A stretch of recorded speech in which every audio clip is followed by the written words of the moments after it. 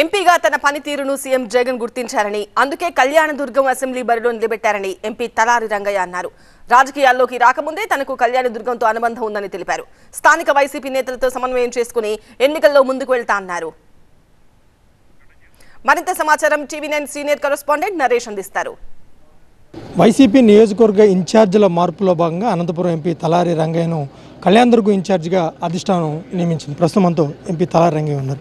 సరే, ఏంటి ఎంపీ నుంచి ఇప్పుడు ఎమ్మెల్యే అభ్యర్థిగా రాబోయే రోజుల్లో రాబోతున్నారు కదా, ఎలా ఉందంటే ఏ ఈక్వేషన్స్ పనిచేసి అనుకోవచ్చు అంటారు? నేను అంత దూరం ఆలోచన చేయట్లేదు, కానీ అది ఒక పని, ఒక బాధ్యత అప్పుడు అప్పచెప్పి ఉండినారు, అది నెరవేర్తించాము. ఇప్పుడు ఈ బాధ్యత, ఈ పని అప్పచెప్పారు, ఈ పనిని కూడా సక్రమంగా నెరవేర్తించడానికి ప్రయత్నం చేస్తాము. ఈ పనిలో భాగంగా పార్టీ గెలుపు కోసము గట్టిగా ప్రయత్నం చేస్తాము. నా చరిత్ర జస్ట్ ఈ 7 సంవత్సరాల రాజకీయ చరిత్రనే కాదు, ఈ 4.5 సంవత్సరాల ఎంపీనే కాదు, నాది దాదాపు 2.5 దశాబ్దాలు. వారికోస్ వెయిన్స్ వ్యాధికి కేవలం 30 నిమిషాల్లో చికిత్స. కాల్ చేయండి 9989527715.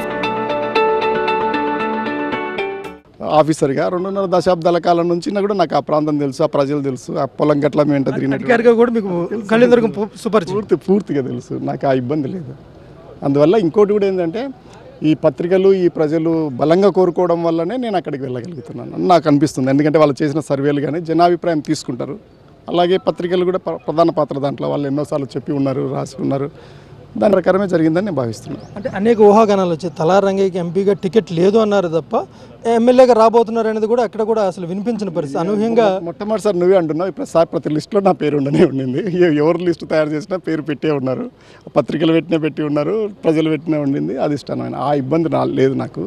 అంతేకాకుండా దాదాపు 2 సంవత్సరాల క్రితమే నాకు సూచాయికి కూడా చెప్పి ఉన్నారు. అంటే పలానా ప్రాంత ప్లేస్ అని చెప్పలేదు, కానీ ఎందుకంటే ఆ రోజు నేను అడగాల్సిన అవసరం కూడా లేకపోయింది. ఇప్పుడు నేను ఎక్కడికి ఎమ్మెల్యే అని అడిగితే మళ్ళీ అదంతా డిస్టర్బెన్స్ కదా, నువ్వు రెండింటికి సిద్ధంగా ఉండాలన్నారు.